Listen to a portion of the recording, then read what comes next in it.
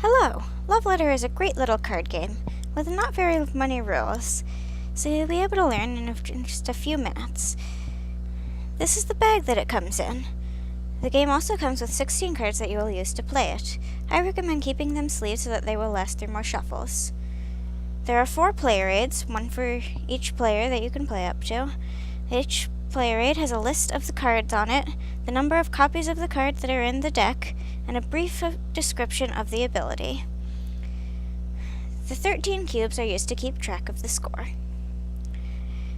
The game is played over a series of rounds. At the end of each round, one player will get a cube.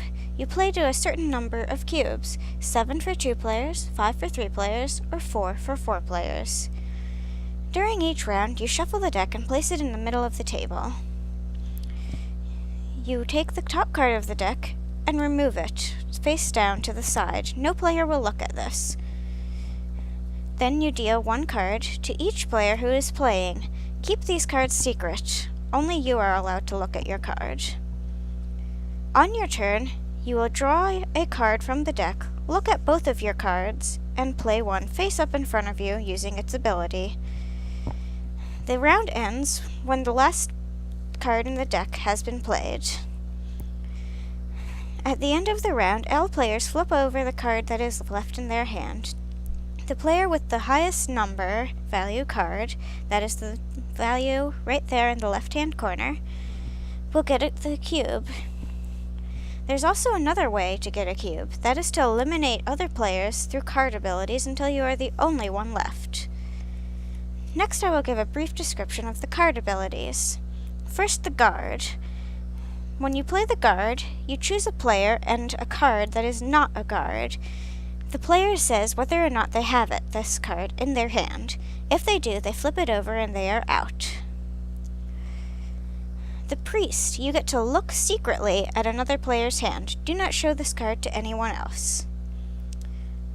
For the baron, you and the player of your choice show each other the cards in your hand.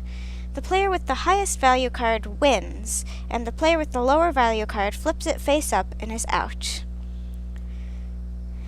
The handmaid will protect you.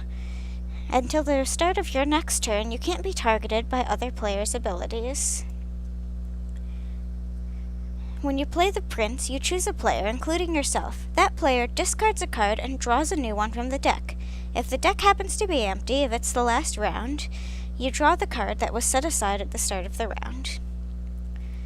When you play the king, you swap hands with another player.